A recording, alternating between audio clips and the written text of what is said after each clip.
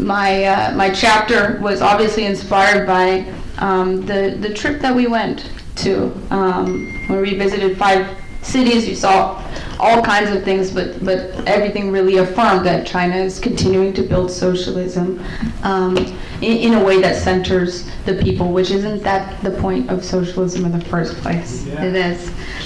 You know, some people say, you know, China's living in the future.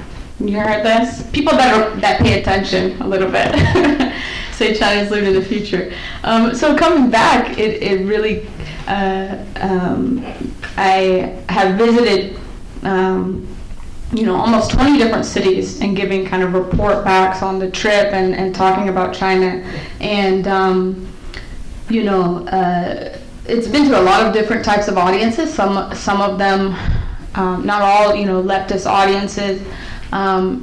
Many people have never heard a positive thing about China in their lives, but things are changing. You can't hide the truth forever, right? Yeah. So, you know, just to say a few points about my chapter, what I'm really doing is kind of comparing and contrasting. We got to see what life is like there, and we know what it's like to live in a declining imperialist superpower. You know, people here are being actually dragged backwards in so many different ways. In China, you know, they're advancing. You know, developing the productive forces, you know, these kind of industrial revolutions that put them at the forefront of these new technologies, which is good because we know which class is in charge of them over here and what their motivations are. But yeah, you have the construction of a socialist society, and we can go there and see it for ourselves. You don't have blocks and blocks of tents, people on the street in the freezing cold. You know, you have part of the social welfare, a big focus of the party is a housing policy that is, we were just talking about this, it's at the same time so wide-ranging, but also so detailed and specifically tailored to the needs and wants of different sectors and different, you know, national minorities, people who live different lives. The reason for that is that dignified housing is considered something that has to be guaranteed. You know, this is part of the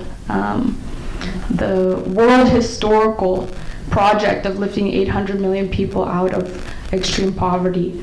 And that's indicative of a system that serves the people. Serve the people is real. You know, in this country, to the extent that there's development in certain sectors, it's for the few. The many are left behind. In China, development that leaves people behind is not an option. That's considered a failure. So there's 2 visions for the future. The powers that be in this country, their vision is more division, more war, greed. But what's happening in China and their relationship to the rest of the world also really proves that the future for everybody is actually more equal, and there's more justice in it, and there's more peace in it. Yeah. You know, China's showing the way. It's a real place. It's not a utopia as they said. But you know, Mao said only socialism can save China, and you know, if you'll allow me to extrapolate, I think only socialism can save the United States. So, yeah, just want to thank everyone who made the book possible. Sarah Flounders, Dee, the editors. It's so important to keep telling. Like I said, I've talked to a lot of different people. They have all kinds of questions. Well, this sounds great, but you're not allowed to criticize the government over there. Someone who said that, this was in Florida, This was the same town where, our comrades had just been arrested on a college campus for speaking out against administration. Yeah. You see what I'm saying? So, but people don't know, and we have to keep, telling the truth, shining a light on these things, and that's what this book is all about.